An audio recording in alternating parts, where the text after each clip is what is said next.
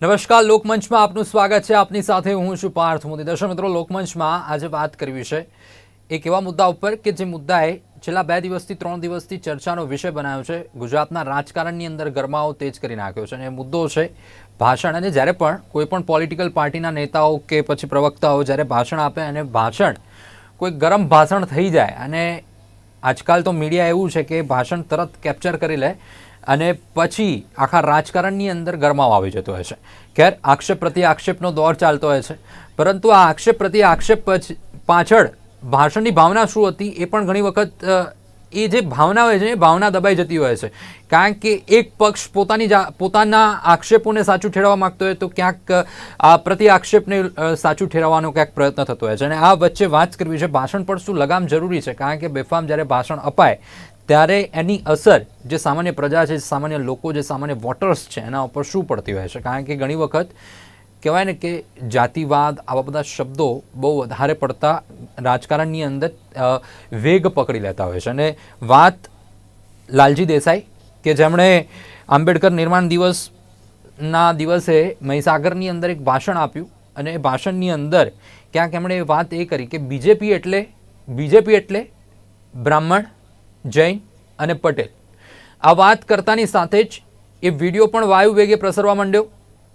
લાલજીભાઈ દેસાઈનું નિવેદન પણ વાયુ વેગે પ્રસરવા માંડ્યું. ખ્યાલ લાલજીભાઈના પક્ષના જ પ્રવક્તા છે મનોહરભાઈ પટેલે, એમણે પણ લાલજીભાઈના આ નિવેદનને વખોડ્યું છે અને મનોહરભાઈ પટેલે પણ સ્પષ્ટ કરી દીધું છે કે આ લાલજીભાઈની પોતાની પર્સનલ વિચારધારા હોય છે કે કોંગ્રેસની વિચારધારા નથી. કોંગ્રેસના નેતા લાલજીભાઈ દેસાઈ. ખેર, શું છે હેતુ પાછળ આ નિવેદનનો એ પણ જોઈશું, પરંતુ ક્યાંક શું ખરેખરમાં ભારતીય જનતા પાર્ટી, ભાજપ એ બ્રાહ્મણ, જૈન કે પછી પટેલની જ પાર્ટી છે? કારણ કે જે ભાજપ જ્યારે ચૂંટણી પ્રચારમાં આવે એટલે સૌનો સાથ સૌના વિકાસની વાત કરે, તો પછી જો આ અમુક જ વર્ગની કે અમુક જ ધર્મની કે અમુક જ લોકોની પાર્ટી હોય તો પછી સૌનો સાથ સૌનો વિકાસ કેવી રીતે? એ પણ એક પ્રશ્ન આપણા મનમાં ઊભો થાય. અને લાલજી પટેલે જે આક્ષેપો કર્યા હતા, આક્ષેપો ખૂબ ગંભીર હતા. લાલજી દેસાઈ બિલકુલ, લાલજી દેસાઈએ જે આક્ષેપો કર્યા હતા એ ખૂબ જ ગંભીર હતા. અને આક્ષેપોને લઈને જો વાત કરીએ કે જે સારા સારા ખાતા છે એ એસસી, એસટી, ઓબીસીને નથી મળતા, એ માત્ર બ્રાહ્મણ, જૈન કે પછી પટેલોને મળે છે. લાલજી દેસાઈના આ નિવેદન ઉપર આપણી સાથે જોડાઈ ચૂક્યા છે કોંગ્રેસના નેતા લાલજી દેસાઈ. લાલજીભાઈ, આપનું સ્વાગત છે કાર્યક્રમમાં. ધન્યવાદ. લાલજી દેસાઈ આપણી સાથે દિલ્હીથી જોડાયા છે, એટલે આપણને આનંદ છે કે એમણે સમય પણ આપ્યો અને ક્યાંક પોતાની વાત પણ તેઓ મૂકશે કે આ નિવેદન પાછળ કે આ ભાષણ પાછળ શું હેતુ હતો. સાથે આ જ મુદ્દે ચર્ચામાં આગળ વધીશું, પણ આ રાજકીય વિશ્લેષક કે જે આખા મુદ્દાને એક અલગ દ્રષ્ટિથી જોતું હોય છે, એ રાજકીય વિશ્લેષક પ્રશાંતભાઈ ગઢવી આપણી સાથે જોડાયા છે. પ્રશાંતભાઈ, આપનું પણ સ્વાગત છે કાર્યક્રમમાં. ભાજપના નેતા હિરેન કોટક આપણી સાથે જોડાયા છે. હિરેનભાઈ, આપનું પણ સ્વાગત છે કાર્યક્રમમાં. સૌથી પહેલા લાલજીભાઈ આપણાથી જ શરૂઆત કરીએ.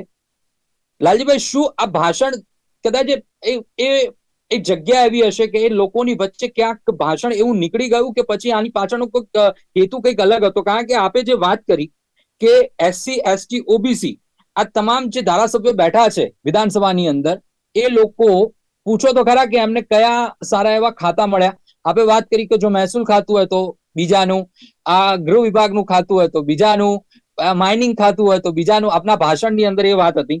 શું છે આની પાછળનો હેતુ? શું છે એમાં? એવું છે કે ક્યાંય ભાષણમાં પેલું અચાનક બોલાઈ ગયું ને સ્લીપ ઓફ ટંગ અને ભૂલથી બોલાઈ ગયું છે જ નહીં. બહુ સ્પષ્ટ વાત આપેલા. બીજા બધા નેતાઓની જેમ મને પેલું થૂકેલું ચાટવાની ટેવ નથી, એટલે હું એમાં નહીં. અને એના કરતા હું બહુ જ આખી જે વાત છે આપની સામે મૂકીશ. છેલ્લા હું 5 વર્ષથી ગુજરાતના, આમ તો જ્યારે હું રાજનીતિમાં નહોતો, જ્યારે જી આપનો અવાજ આવી રહ્યો છે. ઝૂમ મીટિંગ ચાલે છે ભાઈ. હા હા, મને એક વચ્ચે કોલ પેલો એક પ્રોબ્લેમ એવો છે કે આજે મોબાઈલથી જ્યારે થઈએ ત્યારે હું રાજનીતિમાં 2014માં પ્રવેશ કર્યો એ પહેલા મેં 26 વર્ષ ગુજરાતના આદિવાસી વિસ્તાર, દલિતો વચ્ચે, આદિવાસીઓ અને માઇનોરિટીઝથી લઈ અને ઓબીસીના જે ખાસ કરીને ઘુમંતુ જાતિઓની વચ્ચે મેં 26 વર્ષ કામ કર્યું છે ગુજરાતના 26 જિલ્લામાં. તો મારો એક અભ્યાસ પણ હતો અને છેલ્લા હું 5 વર્ષથી એક જુદો અભ્યાસ કરતો કે રાજનીતિમાં એવું શું બને છે. એટલે મેં છેલ્લા 3 દાયકાનું ગુજરાતના પોર્ટફોલિયો કે ભાઈ મુખ્યમંત્રી કોણ બને છે, પછી મુખ્યમંત્રી બને તો એની પાસે કયા ખાતાઓ હોય છે, અત્યારે ભાઈ આપણા ભૂપેન્દ્રભાઈ છે તેની પાસે ટોટલ પોર્ટફોલિયો કેટલા છે, પછી અલગ અલગ સમાજના સામાજિક સમીકરણ આધારે ખાતાઓ કોની પાસે કેટલા છે, અને એસસી એસટી ઓબીસી આજે મેં ગઈકાલે એક ન્યૂઝપેપરમાં જોયું કે 10 એસસી એસટી ઓબીસી ના છે, પણ એ 10માંથી 7 જે છે ને એ 7 તો રાજ્ય કક્ષાના અને નાયબ મંત્રીઓ છે જેની પાસે કોઈ જ ખાતાનું ઇમ્પોર્ટન્ટ ના હોય એવા છે. 3ને કેબિનેટમાં લીધા છે, જેને 2 ને 3 ખાતા આપ્યા છે, પણ એ જ કેબિનેટમાં 7 મંત્રીઓ એવા છે કે જેની પાસે 15 ને 12 ને 13 ને 8 ખાતાઓ હોય, 7 ખાતાઓ, અને બધા ખાતાનું ટોટલ બજેટ મેં જે છે એ આખું બજેટનું વિશ્લેષણ કર્યું કે દરેક પોર્ટફોલિયો એનું બજેટ કેટલું, તો બજેટ મુજબ જોવા જઈએ તો ગુજરાતનું 90% બજેટ એ ચોક્કસ પ્રકારના સામાજિક દરજ્જો ભોગવતા લોકો, એટલે મેં જે કહ્યું કે ભાઈ ગુજરાતે ભારતીય જનતા પાર્ટીએ સૌનો સાથ સૌનો વિકાસના બદલે સૌનો સાથ બધાના ઉપર ટેક્સ અને માત્ર બીજેપી નો વિકાસ અને ભારતીય જનતા પાર્ટીનો પોતાનો વિકાસ, એવી આખી એક થિયરી ચાલે. મારામાંથી મને કોઈ પણ દલીલ કરે હું એને એક જ પૂછું છું, ગુજરાતના ફાઇનાન્સ મિનિસ્ટર કોઈ એસસી એસટી ઓબીસી માંથી બન્યા હોય તો બતાવે, ઉદ્યોગ મંત્રી બન્યા હોય તો બતાવે. છેલ્લા 3 દાયકામાં હું એક વર્ષનું કે એક મંત્રીમંડળનું કહેતો નથી, ગુજરાતના મહત્વના જે 25 પોર્ટફોલિયો છે એમાંનું પાણી પુરવઠો સપ્લાય છે, આપો ભાઈ કુંવરજીભાઈ ને. અન્ન પુરવઠા આપો, એટલે પાણી પુરવઠો, અન્ન પુરવઠો, જનસેવા કરવાનું હોય તો કે આપો આ ઓબીસી વાળાને. માછીમારી છે, આદિજાતિ છે, જંગલનું છે, સમાજ કલ્યાણ છે, આ બધા ખાતા એને આપો. બરાબર, પશુપાલન મંત્રી કોઈ મુખ્ય હોય પણ પશુપાલન રાજ્ય કક્ષા તો કે આપો. તો આખી જે ખાતાઓની વહેંચણી, માત્ર એટલું જ નહીં, ગુજરાતની અંદર 50 વાઇસ ચાન્સેલર છે, 50 યુનિવર્સિટીના વાઇસ ચાન્સેલરમાં એક જ આદિવાસી, એ પણ બિરસા મુંડા યુનિવર્સિટી કે જેના પાસે કોઈ ઇન્ફ્રાસ્ટ્રક્ચર નથી, ભાડાના મકાનમાં રાજપીપળામાં ચાલે છે, ખંડેરમાં ચાલે છે, બંધ હાલતમાં ચાલે છે. 2 જ એસસી સમાજના લોકો જે છે વાઇસ ચાન્સેલર છે. ઓબીસી ના તો 1-2 હજુ અમે શોધીએ છીએ, કદાચ ભૂલથી આપણી ગણતરીમાં ફરક ના પડે, પણ 1-2 જો કોઈ મળી જાય તો. બીજું, ગુજરાતમાં દેવી પૂજક, યોગી સમાજ, રાવળ સમાજ, બજાણિયા, નટ, તુરી, તરગારા, આખો જે વિચરતી વિમુક્તિ જાતિના 40 સમાજ જે છે, આ 40 સમાજ રાજનીતિમાં ક્યાં? જેની વસ્તી 30% છે. આ બધા એમ કહેતા ને કે અમારી વસ્તી વધારે ચૂંટાય ને, તો જેની વસ્તી 30% છે એ ક્યાં? ગુજરાતની ભાઈ એક તમને નવાઈ લાગશે કે ગુજરાતની આપણી સરકારી સિવિલ હોસ્પિટલો હમણાં આજકાલ ટ્રસ્ટોને આપવાનો એક જબરજસ્ત સિલસિલો ચાલી રહ્યો છે. ટ્રસ્ટને આપવાનું, અને મોટાભાગના ટ્રસ્ટ છે પ્રાઇવેટ ફેમિલી ટ્રસ્ટ ટાઈપના છે. આ ફેમિલી ટ્રસ્ટ જે છે એ જે પણ ટ્રસ્ટને આપવાનું, એમાંનું એક પણ એસસી એસટી ઓબીસી ના કોઈ સમુદાયોના વ્યક્તિને આપ્યું હોય તો એવો એક દાખલો બતાવે. શા માટે માત્ર ચોક્કસ જગ્યાએ જાય છે? એટલે ગુજરાતની રાજનીતિ, સંસાધનો ગુજરાતમાં બધાનો અધિકાર, બધાનો હોવો જોઈએ. તો પછી જયારે ઉપરની જે આ બધી ક્રીમી મલાઈ માખણ છે એ બધું ચોક્કસ લોકો ખાઈ જાય અને એસસી એસટી ઓબીસી ને ગાળો ખાવાનું આવે, કલેક્ટરોના અપમાન સહન કરવાના આવે, ચૂંટણી આવે ત્યારે મોટા ભાગના ધરપકડ થાય. તમને તમે એક જ લાસ્ટ વાત કરી, લાસ્ટ વાત અને પછી પૂરું કરું. ચૂંટણી આવે ત્યારે ધરપકડનો દોર શરૂ થાય છે. આ ધરપકડમાં તમારે જોવાનું કે એસસી એસટી ઓબીસી ને લઘુમતીના કેટલા લોકોની ધરપકડ થાય છે, અને જેની મેં ભારતીય જનતા પાર્ટી વિશેષ વ્યવસ્થા કરે છે એની કેટલી ભરતી થાય છે, અને એને કેટલી ધરપકડો થાય છે. અને સાથે સાથે જાતિવાદ તો મટાવવો છે, જાતિવાદના મૂળિયા ખોદી નાખવા છે. આપણે ચાલો બધા મળીને મૂળિયા ખોદીએ, સોસાયટીઓમાં રહેવાનું સાથે શરૂ કરીએ, ભણવા માટેની નિશાળો સાથે શરૂ કરીએ, ભણવાની સ્કૂલો જાતિ આધારિત, રહેવાની સોસાયટીઓ જાતિ આધારિત, અને પછી એમ કે તમે જાતિવાદ કરો છો. આ પરંતુ વાહિયાત છે. આપના જ રાષ્ટ્રીય નેતા રાહુલ ગાંધી જાતિ આધારિત જનગણના કરાવવાની વાત કરે, તો ક્યાંક એક બાજુ પક્ષની અંદર એવી વાત ચાલી રહી છે લાલજીભાઈ કે જાતિ મિટાવી છે, કે જાતિવાદ દૂર કરવો છે, પરંતુ ક્યાંક રાહુલ ગાંધીનું અલગ સ્ટેન્ડ છે. ત્યારે આપની ઉપર પછી આવીશ, પરંતુ હિરેન કોટક, હું ઓકીશ નહીં કોઈને. જનગણના, મારા શરીરમાં કોઈ બીમારી હોય, એમાં ગુજરાતમાં અને ભારતમાં જાતિવાદ એક બીમારી છે, તો જાતિવાદનો એક્સરે કરવો જરૂરી છે. ડિવાઇડ એન્ડ રૂલ્સ, જાતિ આધારિત બધાને ડિવાઈડ કરો અને પછી રૂલ કરો. ક્યાંક પરિસ્થિતિ તો એ જ આવી રહી છે કે મારે લાલજીભાઈ આપને સમય આપું છું. હિરેનભાઈ શું કેવું છે? હિરેનભાઈ ઘણા બધા આક્ષેપો કર્યા છે, અને લાલજીભાઈએ જે રીતની વાતચીત કરી કે બીજેપી એટલે બ્રાહ્મણ, જૈન અને પટેલ આ 3ની જ પાર્ટી, અને સૌનો સાથ સૌનો વિકાસ જે ભાજપ વાત કરી રહ્યું છે, ક્યાંક ફેલ ગઈ રહ્યું છે કે શું? કારણ કે જે મોટા મોટા ખાતાઓ છે, જે સારા ખાતાઓ છે, ને જે રીતે લાલજીભાઈએ વાતચીત કરી કે મલઈવાળા જે ખાતાઓ છે એ તો પછી આ 3 જ જણા લઈ જાય છે.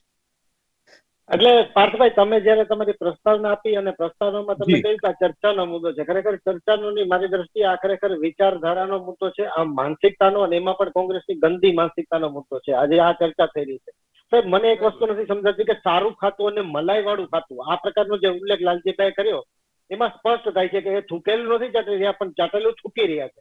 આજે ચાટેલું છે ને વર્ષોથી કોંગ્રેસે જે પ્રકારે જ્ઞાત જાતના ભેદભાવથી રાજનીતિને ખરેખર ગંદુ માધ્યમ બનાવી દીધું હતું અને રાજનીતિમાં લોકોને વિશ્વાસ બંધ કરાવી દીધો હતો. આ સ્થિતિ કોંગ્રેસને સર્જી હતી. એ સ્થિતિ સર્જવાનું હજી એક પ્રયાસ છે આ. અને જે રીતે આપે કહ્યું એ મુજબ એમના જ નેતાની વિરુદ્ધ એટલે કે રાહુલ ગાંધી વિરુદ્ધ એમણે જાતિ આધારિત મતગણના માટે ક્યારે વિરોધ કર્યો હતો? એકવાર પણ જો એમણે કર્યો હોય તો મને તો અત્યારે રોટી ફિલ્મનો ડાયલોગ યાદ આવે છે, પહેલા પથ્થર વો મારે જિસને કભી પાપ ન કિયા હો. એમણે ક્યારે એ પહેલો પથ્થર માર્યો છે? એમણે એમની પાર્ટીમાં આ મુદ્દો ક્યારે ઉઠાવ્યો છે? નહીં. એમને મન જે રીતે એમણે વાત કરી એક જ શબ્દમાં બધું ઉજાગર થઈ જાય છે કે મલાઈ વાળું ખાતું. આ મલાઈ વાળું ખાતું શબ્દને સમાપ્ત કરી અને લોકો માટેનું જયારે શાસન હોય ત્યારે એને સુશાસન કહેવાય. એ શાસનની શરૂઆત નરેન્દ્રભાઈ મોદી સાહેબે કરી અને જે પ્રકારે એમણે આ શાસન સ્થાપિત કર્યું છે માટે ગુજરાતમાં માત્ર ને માત્ર ભારતીય જનતા પાર્ટીના શાસનને લોકો પસંદ કરી રહ્યા છે. વેટાચપુરની વાવની હોય કે મહારાષ્ટ્રની ચૂંટણી હોય ત્યાં પણ એમણે આ જ પ્રકારે હિરેનભાઈ ક્યાંક પ્રશ્ન ઉઠી રહ્યો છે તો પ્રશ્ન ઉઠવા પાછળના કારણ પણ હશે કારણ કે એમને 3 દાયકાની વાત કરી. લાલજીભાઈએ 3 દાયકાની વાત કરી કે એવા એસસી એસટી માંથી મને કોઈ એવા નેતા બતાવો કે જેને ફાઇનાન્સ મિનિસ્ટર મળ્યું હોય, એસસી એસટી માંથી કોઈ એવા બતાવો કે જેમને એ ગ્રેડના ખાતાઓ મળ્યા હોય. તો ક્યાંક નથી એટલા માટે ક્યાંક પ્રશ્ન ઉભા થઈ રહ્યા છે અને પ્રશ્ન એટલા માટે સ્વાભાવિક રીતે ઉભા થાય કારણ કે ભારતીય જનતા પાર્ટી ભારતીય જનતા પાર્ટીનું સ્લોગન છે સૌનો સાથ સૌનો વિકાસ અને સૌનો વિશ્વાસ. પરંતુ ક્યાંક વિશ્વાસ જ પ્રસ્થાપિત નહીં થાય તો પછી કેવી રીતે આ સ્લોગન એટલું સાતર્ક થશે? સામર્થ્યનું સૌથી વધારે એમાં પણ જયારે તમે જનસેવા કરવા માટે નીકળો છો, તમે કોઈ મહત્વની જગ્યાએ આવો છો એ જ વાત છે મહત્વની વાત છે જનસેવાની અંદર. મારી વાત પૂરી કરવા દો. હું એમ જ કહેવા માંગુ છું કે સામર્થ્ય છે એ સૌથી અગત્યની વસ્તુ છે. તમે જયારે કોઈ પણ વ્યક્તિને દાખલા તરીકે ગુજરાતના શિક્ષણ મંત્રી તરીકે માન્ય કુબેરભાઈ ડિંડોર સાહેબ છે તો એ પોતે એક શિક્ષક છે, એક સ્થાપિત. એમને પોતે શિક્ષણ માટે થઈને આટલા વર્ષોથી કામ કર્યું છે, એમનું અધ્યયન છે, એમનું જ્ઞાન એવું છે, એનું ભણતર એવું છે. આજે શિક્ષણ મંત્રી તરીકે કેટલું સુંદર કામ કરી રહ્યા છે. ગુજરાતની જે શિક્ષણ વ્યવસ્થા છે એ આજે સિરમોર છે આખા દેશમાં અને એ મોડેલને પણ અપનાવી રહ્યું છે અન્ય રાજ્યોમાં. એમાં કોંગ્રેસની સરકાર પણ એ મોડેલને અપનાવવાનો પ્રયાસ કરતી જોવા મળે છે, ભલે કબૂલે નહીં. પરંતુ આ પ્રકારે સામર્થ્યનું સૌથી વધારે મહત્વ છે એ વાત કેમ સમજી શકાતી નથી? રાજનીતિમાં ફેરફાર લાવવા માટેનો જે લાલજીભાઈનો પ્રયાસ અથવા એમની માનસિકતા એક તરફ દેખાડે છે, એક તરફ મલાઈવાળા ખાતાની વાતો કરે છે. એટલે આ બંને વાતો એકબીજાને મેળ નથી ખાતી. કહેવાનો મતલબ એટલો છે સાહેબ કે એમણે એમના પક્ષમાં પણ યોગ્ય સમય બધાને ફાળવવો છે. પ્રશાંતભાઈ, આપે લાલજીભાઈ દેસાઈની વાત સાંભળી, આપે હિરેન કોટકની વાત સાંભળી. શું લાગે છે કે ક્યાંક એક માનસિકતા કે પછી એક બાજુ જાતિ આધારિત નથી જવું, બીજી બાજુ જાતિ આધારિત જવું છે? આ ક્યાંક કન્ફ્યુઝન કોંગ્રેસની અંદર જોવા મળી રહ્યું છે. શીર્ષક નેતૃત્વ એ માની રહ્યું છે જાતિ ગણના કરાવો કે આ કરાવો, પરંતુ લાલજીભાઈ દેસાઈ તો એવું કહી રહ્યા છે કે ભાઈ જાતિને જ દૂર કરી નાખો. અધકચરું મારું છે એ પેલા મને લાગે કન્ફ્યુઝન દૂર કરવું કે જાતિ જનગણના કરવી એટલા માટે જરૂરી છે કે જે બીમારી છે એ બીમારીને દૂર કરવી હોય તો પહેલા જાતિ જનગણના કરવી જોઈએ. આ જનગણના કરશું ત્યારે ખબર પડશે કે સામાજિક અને રાજનૈતિક રીતે કઈ જાતિ ક્યાં આવેલી છે અને કયા પ્રકારની વ્યવસ્થાની જરૂર છે. દેશને જાતિ આધારિત ચલાવવા જઈશું તો દેશ ક્યારે નહીં ચાલી શકે. પરંતુ પ્રશાંતભાઈ શું કહેવું છે, આપનું શું સ્ટેટમેન્ટ છે? કારણ કે વડાપ્રધાન, દેશના વડાપ્રધાન ઓબીસી જ્ઞાતિમાંથી આવે છે, એ સર્વોચ્ચ પદ ઉપર બેઠા છે વડાપ્રધાન. જી જી લાલજીભાઈ, આપને સમય આપું છું. લાલજીભાઈ, હિરેનભાઈ, આપને બંનેને સમય આપું છું. પ્રશાંતભાઈ પૂછી લઉં. ગૌરવભાઈ, મને એક જ મિનિટ સવાલ પૂછી લઉં. જે ડિબેટમાં લાલજીભાઈ તમે કોંગ્રેસ વતી બોલો છો, હું ભાજપ વતી, એ જનતા વતી બોલે છે. પ્રશાંતભાઈ, એને બોલવા દો. હું ખાલી સવાલ પૂછી લઉં, ખાલી બીજું કઈ નહીં. મારે મને તેમ પૂછે ને સવાલ પૂછી લો. મલાઈ વાળું પછી લાલજીભાઈ આપનો પ્રશ્ન પૂછી લો. લાલજીભાઈ આપનો પ્રશ્ન પૂછી લો. પૂછી લો. હિરેનભાઈ પ્રશ્ન પૂછી લો ખાલી, બહુ શાંતિથી. આ જાતિ આખી વ્યવસ્થા આપણે દૂર કરવી હોય તો આરએસએસ ના 100 વર્ષમાં એના 6 શેર સેનાપતિ છે ચિત્તપાવન બ્રાહ્મણ જ કેમ બન્યા? ભારતની 140 કરોડની વસ્તી વાળું બીજું કોઈ મેરિટમાં જ નહીં આવતું, કોઈ દેશભક્ત જ નહીં હોય, કોઈને રાષ્ટ્ર સેવા કરવાની ઈચ્છા જ નહીં હોય કે માત્ર ચિત્તપાવન જ બને? બસ. ઓકે પ્રશાંતભાઈ ઓવર ટુ યુ. કોંગ્રેસ 135, 36, 37 વર્ષ જૂની સંસ્થા અને ગુજરાતમાં ધીરે ધીરે પગ પેસારો કરતો આવ્યો ત્યારે ખામ થિયરી બની માધવસિંહ સોલંકીએ આને ઇન્ટ્રોડ્યુસ કરી, ક્ષત્રિય, હરિજન, મુસ્લિમ અને આદિવાસી, અને એનો કોંગ્રેસને બહુ મોટી સફળતા મળી અને 149 સીટ આવી. અને ઇન્દિરા ગાંધી એક વખત એવું પણ કીધું હતું, માધવસિંહનું ધ્યાન દોર્યું હતું કે આમાં તમે કંઈ કરો છો યાદ રાખજો, આપણી વોટ બેંક છે. એટલે SC, ST, OBC માઇનોરિટી એક સમયમાં કોંગ્રેસની વોટ બેંક હતી. ત્યારબાદ ચિમનભાઈ પટેલે જનતા દળ બનાવ્યું અને એ પછી ભાજપની પેલાથી સપોર્ટથી એમની સરકાર બનાવી અને કિમલોક એટલે કે ખામ સિવાયના તમામ વર્ગને આપણે આપણામાં સમાવેશ કરવાનો પ્રયત્ન કરીએ એટલે એમણે ખાસ કરીને પાટીદારોનું પ્રભુત્વ વધારવા માટે એક કિમલોક નામનો પોતાનો પક્ષ બનાવ્યો અને પછી જનતા દળમાં મર્જ કર્યો અને પછી એ કોંગ્રેસમાં વિલીનીકરણ થયું. એ જે તે વખતે ભાજપ સાથે ગઠબંધન તૂટ્યું એટલે એમનું કોંગ્રેસમાં વિલીનીકરણ કર્યું. હવે હું જ્ઞાતિ જાતિના આધારે કે લાલજીભાઈ બોલ્યા છે એટલે હું ઘણી વાર કહું છું કે આ બે વોટ બેંકને ક્લિયર કટ ડિસ્ટ્રીબ્યુટ કરી દો તો એવું કહેવાય કે કોંગ્રેસ એટલે SC, ST, OBC માઇનોરિટીની પાર્ટી, અને ઘણા લોકોએ તો ત્યાં સુધી ક્લેમ કર્યું કે કોંગ્રેસ એટલે મુસ્લિમોની પાર્ટી અને ભારતીય જનતા પાર્ટી એટલે સવર્ણ વર્ગની, કારણ કે આ રીતે કાયદેસર એ વખતથી ડિસ્ટન્ટ. હવે જે કંઈ 3 દાયકાનો મારે બીજું આમાં કંઈ કરવું નથી, મારે કંઈ બોલવું નથી, હું કોઈની વાતને સમર્થન આપવા માંગતો નથી. 1995 પહેલી વાર ભારતીય જનતા પાર્ટીની સરકાર કેશુભાઈ વખતથી બની ત્યારથી હું ખાલી એક હિસ્ટ્રી વાંચી જઉં છું કે મંત્રીમંડળમાં કોણ કોણ રહ્યું છે. એ મંત્રીમંડળના આધારે તમે નક્કી કરી લો કોણ કેટલું. હું આને ફાસ્ટ 5 ખાતા કહું છું, જે મલાઈ બલાઈ નહીં, ફાસ્ટ 5 કહેવાય એને. એક રેવન્યુ, મહેસૂલ, ગૃહ ખાતું, નાણાં ખાતું, આરોગ્ય, શિક્ષણ અને ઉર્જા. આ ફાસ્ટ 5 નોર્મલી એટલે ફાસ્ટ 6 કહેવાય. આ 6 ખાતા આજ સુધી કોણે કોણે સંભાળ્યા છે હું લિસ્ટ ખાલી એકવાર બોલી જઉં છું કે માન્ય 2001 પહેલી વાર મુખ્યમંત્રી બન્યા ત્યારે એમની કેબિનેટમાં હતા સુરેશભાઈ મહેતા, નીતિન પટેલ, કૌશિક પટેલ, આનંદીબેન પટેલ અને નરોત્તમભાઈ પટેલ. આમાં કોઈ જ્ઞાતિ જાતિ સાથે મારે લેવા દેવાનું, હું ખાલી લિસ્ટ વાંચી સંભળાવું છું. 2002 પૂર્ણ બહુમતથી નરેન્દ્રભાઈ મોદીની આગેવાનીમાં પહેલી વાર ઇલેક્શન લડાયું અને ત્યારે એમનામાં હતા વજુભાઈ વાળા, અશોકભાઈ પટેલ, કૌશિકભાઈ પટેલ, આનંદીબેન પટેલ, નરોત્તમભાઈ પટેલ, ભૂપેન્દ્રસિંહ ચુડાસમા અને આઈકે જાડેજા. બીજા બે નામ હું એટલે બોલતો નથી, SC, ST, OBC માંથી છે, જેમ કે રમણલાલ વોરા અને મંગુભાઈ પટેલ. આ બે એક ઇન્ફિનેટ ચાલતા આવ્યા છે.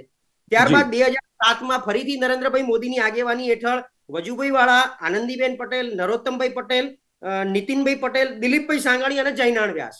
એટલે આ હું ખાલી નામ BJP ના યાદ કરાવું છું. ત્યારબાદ 2012 ફોર્થ મિનિસ્ટ્રી નરેન્દ્રભાઈની બની, જેમાં બાપભાઈ બોખીરિયા, ભૂપેન્દ્રસિંહ ચુડાસમા, આનંદીબેન પટેલ, નીતિનભાઈ પટેલ અને સૌરભભાઈ પટેલ આયા નવા, કે જેમણે ઉર્જા ઉપર ખૂબ જ ઉર્જા રાખી એમની, અને પ્રદીપસિંહ જાડેજા તો હતા જ ગૃહમાં. ત્યારબાદ આનંદીબેનની સરકાર બની, જેમાં આનંદીબેન, નીતિનભાઈ પટેલ, વિજયભાઈ રૂપાણી, ભૂપેન્દ્રસિંહ ચુડાસમા, સૌરભભાઈ પટેલ અને એક નવા એડ થયા જયેશભાઈ રાદડિયા. ત્યારબાદ વિજયભાઈની સરકાર બની 2017, જે વચ્ચે બી આવ્યા વિજયભાઈ મુખ્યમંત્રી અને નાયબ મુખ્યમંત્રી નીતિનભાઈ પટેલ, ભૂપેન્દ્રસિંહ ચુડાસમા, ચિમનભાઈ સાપરિયા, ઓબ્વિયસલી સૌરભભાઈ પટેલ તો હતા જ હતા, અને પછી બની ભૂપેન્દ્રભાઈ પટેલની સરકાર 2022 ને એની પહેલા ભૂપેન્દ્રભાઈની સરકારમાં પણ જે તે વખતે શિક્ષણ મંત્રી જીતુભાઈ વાઘાણી, આરોગ્ય મંત્રી ઋષિકેશભાઈ પટેલ, રાજેન્દ્રભાઈ ત્રિવેદી અને કનુભાઈ દેસાઈ નાણામંત્રી, અને એ જ પાછું આગળ રિપીટ થયું. એટલે આ હું માત્ર મિનિસ્ટ્રીનું લિસ્ટ બોલી ગયો. હવે તમારે આમાં જે કંઈ કરવું હોય, ઓવરઓલ ક્યાંક ને ક્યાંક ભારતીય જનતા પાર્ટીની એક પોતાની એક વિચારધારા અથવા જે લોકોએ એમને સમર્થન આપ્યું છે આજ સુધી, જે એમને વરેલા રહ્યા છે. તમે યાદ કરો, જ્યારે પાટીદાર આંદોલન થયું અથવા પાટીદારો એવું કીધું ત્યારે હું આવું બોલું છું કે BJP એટલે પાટીદાર અને પાટીદાર એટલે BJP, કારણ કે બંને એકબીજાને એક સિક્કાની બે બાજુની જેમ વરેલા છે. એ સમર્થન કો, એમની વફાદારી કો, એટલે ક્યાંક ને ક્યાંક ભારતીય જનતા, અને બીજું ભાજપને આજ સુધી ઊંચું નથી આવવા દીધું કોંગ્રેસની વોટ બેંકે. પછી જયારે આવ્યું 95 થી કેશુભાઈ પટેલ જે બી રીતે આયા, નરેન્દ્રભાઈ એમની આગેવાનીમાં જે બી રીતે પ્રશાંતભાઈ એ પણ પ્રશ્ન થાય ને કે ક્યાંક કોંગ્રેસ જે પટેલ લોકો, જે પાટીદાર લોકો કોંગ્રેસ સાથે જોડાયેલા છે તો એમની સાથે ક્યાંક અન્યાય છે. આ લાલજીભાઈ દેસાઈના નિવેદનથી ક્યાંક એમના ઉપર તો અન્યાય છે, અને દિનેશ બાંભણિયાએ વાતચીત કરી કે લાલજીભાઈએ પોતાના ભાષણ ઉપર લગામ લગાવવી જોઈએ, કે કોંગ્રેસે પણ એની અંદર ધ્યાન રાખવું જોઈએ. તો ક્યાંક પરિસ્થિતિ એ છે કે જે પટેલ વર્ગ કે જે પાટીદાર વર્ગ જે કોંગ્રેસને વળેલો છે એની સામે તો ક્યાંક અન્યાય છે. પ્રશાંતભાઈ, જો અન્યાય એટલે કોંગ્રેસ એવી સત્તામાં બેઠું જ નથી કે કોઈ પાટીદારને ના રાખ્યો અને અન્યાય કર્યો. આ રીતેની વાત કરવી એ તો શાબ્દિક તો મોરલ તો ક્યાંક તૂટે ને. આમાં કેવું છે હું તમને સમજાવું. ઉપરથી કોંગ્રેસને હવે અડ્ડી ફસાઈ ગઈ છે બે રીતે, હું તમને સમજાવું. ચિમનભાઈની સરકાર બને અને ચિમનભાઈ અને નરહરી અમીને જ રાજ કરતા હતા આમ જોવા જાવ તો, બરાબર. એટલે મુખ્ય વોટ બેંક થી બી વિચલિત થઈ અને આ લોકોને એમને સાચવ્યા છે. અને હાલની તારીખમાં પણ કોંગ્રેસ કે છે SC ST OBC માઇનોરિટી, બરાબર, પણ એમના બધા જ વહીવટો કોણ કરે? માનો કે એમના પ્રદેશ પ્રમુખ અત્યારે ગોહિલ છે, પછી એમના વહીવટો બધા નિશિતભાઈ વ્યાસ કરે, અહેમદભાઈ આવવાના હોય ત્યારે, પછી એમનો મીડિયા સેલ કોણ સંભાળે? તો હેમાંગભાઈ રાવલ સંભાળે. એમનો અમદાવાદ શહેર સંભાળે મૌલિનભાઈ વૈષ્ણવ. એટલે તમે બી સવર્ણ રાખો, તમે આ બી સવર્ણને રાખે, અને બીજી બધી જ્ઞાતિઓને ખબર નહીં શું કરવાનું, અને રાજકીય પક્ષો કેવી રીતે એમની વાત કરવા માંગે છે મને નથી ખબર. એટલે ભાષણ આપવા જવાનું એટલે આ વાત કરવાની. જે મારી પાસે સમયની મર્યાદા છે. બંને મહાનુભાવોને 1 મિનિટ આપી છે. જે હિરેનભાઈ આપની લાસ્ટ કમેન્ટ આપી દો કે શું ભારતીય જનતા પાર્ટી ક્યાંક બીજેપી અને જે રીતેની વાતચીત કરી છે, શું કેવું છે હિરેનભાઈ? જી બિલકુલ, હું આપના પ્રશ્નનો જવાબ આપું પેલા મારે લાલજીભાઈને એક પ્રશ્ન માત્ર એટલે કરું છું. લાલજીભાઈ કરતા લાલજીભાઈ પહેલા તમને એક પ્રશ્ન પૂછેલો એનો જવાબ આપી દેજો. લાલજીભાઈએ પહેલા તમને એક પ્રશ્ન પૂછેલો હતો, પ્રશ્ન પૂછેલો હતો એનો જવાબ આપી દેજો. કોઈ ટિકિટ નહીં આપે, એમને કોઈ મંત્રી નહીં બનાવે, આ કન્ફર્મ થઈ ગયું ને? એટલે કે કોંગ્રેસ છે એ સવર્ણોને વિમુખ કરવા માંગે છે. આ પ્રકારની જે માનસિકતા છે એ ખરેખર ભાગલા પડાવનારી માનસિકતા છે. ને આપણે સૌ હંમેશા ચર્ચા કરતા આવ્યા છીએ કે આ નાત જાતના ભેદભાવ, જ્ઞાતિ વચ્ચે લડાવવાનું કામ છે, એ જ ક્યાંક ને ક્યાંક ભારતને તોડે છે. ભારતને તોડવાનું કામ કોંગ્રેસે જે કર્યું હતું, આ એ જ કોંગ્રેસ ખરેખર આ અંગ્રેજો કર્યું હતું, એ જ કામ એમણે કન્ટિન્યુ કર્યું છે. અને આપણે સૌ જાણીએ છીએ કે અંગ્રેજો કોંગ્રેસ માનસિકતા ધરાવે છે. જી લાલજીભાઈ આપની વાત મૂકો. લાલજીભાઈ ઓકે, માનસિકતા ખબર પડી. ઓકે હિરેનભાઈ માનસિકતા ખબર પડી. ઓકે ઠીક છે હિરેનભાઈ. આ અમરસિંહભાઈ ચૌધરી આદિવાસી મુખ્યમંત્રી, એમનું મંત્રીમંડળ તમે જોશો તો તમને એમાં પટેલ પણ દેખાશે, બ્રાહ્મણ પણ દેખાશે, વણિક પણ દેખાશે, દલિત પણ દેખાશે, આદિવાસી OBC બધા જ દેખાશે. એ હું કહું કે પ્રશાંતભાઈને એ મિનિસ્ટ્રી પણ એક વખત કદાચ બધાની સામે મૂકે. માધવસિંહ સોલંકી જયારે ચીફ મિનિસ્ટર હતા તો એ વખતની પણ મૂકે, તો તમને ત્યાં જ્ઞાતિઓનો ભેદ નહીં દેખાય. એમાં માઇનોરિટી પણ દેખાશે અને બ્રાહ્મણ પણ દેખાશે અને વણિક. હવે કોંગ્રેસ જયારે મિનિસ્ટ્રી બનાવે, ઇવન સેન્ટ્રલ મિનિસ્ટ્રી પણ કોંગ્રેસ જયારે બનાવે ત્યારે એમાં 18 આલમ, જેને કહેવાય ને 36 કોમ હોય. ભારતીય જનતા પાર્ટીને મારી એક ચેલેન્જ, અમે તો ચૂંટણીમાં અમારા તરફથી પાટીદારો પણ ઉતરશે, બ્રાહ્મણો પણ ઉતરશે, વણિકો પણ ઉતરશે અને સમન્યાય થશે. બધા જ અમારા ત્યાં દેવી પૂજક પણ ઉતરશે અને અમારા ત્યાં વંજારા કમ્યુનિટીનો પણ ઉતરશે. મારી એક જ વિનંતી, તમારા 100 જણની જે પ્રદેશની કારોબારી છે ને, એમાં SC ST ને OBC કેટલા, જરા એક વખત એ એનાલિસિસ કરવી જોઈએ. 44 જિલ્લા ને શહેર પ્રમુખ ભાજપના છે. લાલજીભાઈ એક પ્રશ્ન મારે એ પૂછ્યો છે. લાલજીભાઈ એક પ્રશ્ન એ પૂછ્યો છે, તમે પોતે જ સ્પષ્ટ કરી દીધું કે અમારા લોકો ઉતરશે તો એ માત્ર મલાઈ ખાવા ઉતરશે, માખણ તારવા ઉતરશે. અને માનસિકતા છે ને તમે પોતે મને લાગે તું મેમેવાળી ચર્ચા મને નહીં ગમે. ના તું મેમેવાળી આ ચર્ચા નથી. આ તું મેમેવાળી ચર્ચા નથી. તમારું મન માત્ર હિરેનભાઈ પ્લીઝ 1 મિનિટ. સ્પષ્ટ કરી તમે માનસિકતા આપણે હિરેનભાઈ આપની એક વાત પતી ગઈ છે. હિરેનભાઈ આપની એક બાજુનો મુદ્દો પતી ગયો છે. ઓકે હિરેનભાઈ પ્લીઝ. અરે મલાઈ બલાઈ છોડો ભાઈ. લાલજીભાઈ મારો પ્રશ્ન છે. લાલજીભાઈ મારો પ્રશ્ન છે. હિરેનભાઈ ખબર પડી છે કે ભાજપ ફસાઈ રહ્યું છે.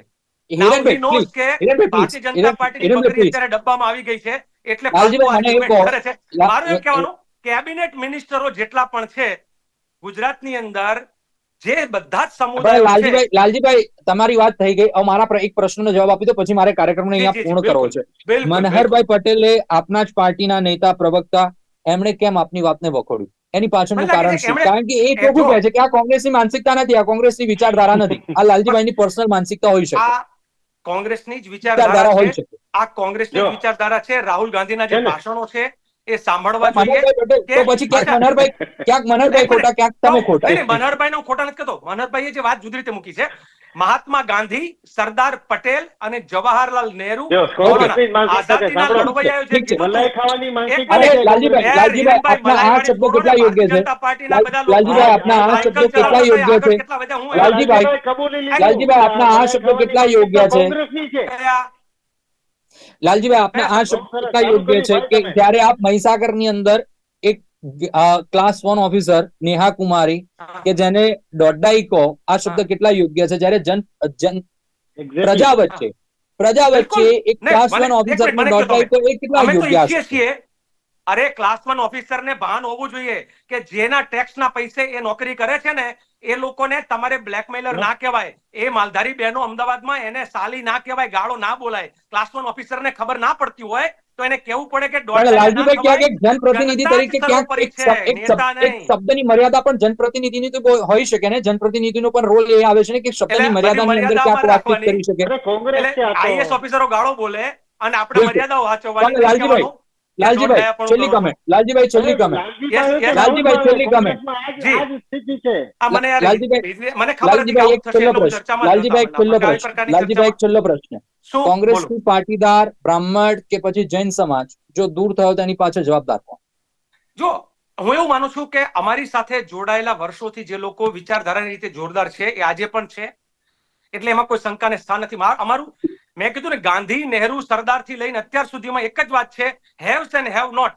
જો હું સવર્ણ છું, જો હું અપરકાસ્ટ છું, જો હું માલેતુજાર છું, તો મારે ગરીબોની, વંચિતોની વાત કરવી. એટલે જ મહાત્મા ગાંધીએ સાબરમતી આશ્રમમાં દલિતોને વસાવ્યા હતા ને એટલે જ આખો એટલે સરદાર પટેલ લડ્યા હતા. આ જાતિઓની લડાઈ માટે એમણે વાત કરી. મહાત્મા ગાંધી એટલે જ આ મલાઈ ખાવાની માનસિકતા મારી ઓકે હિરેનભાઈ, ઓકે.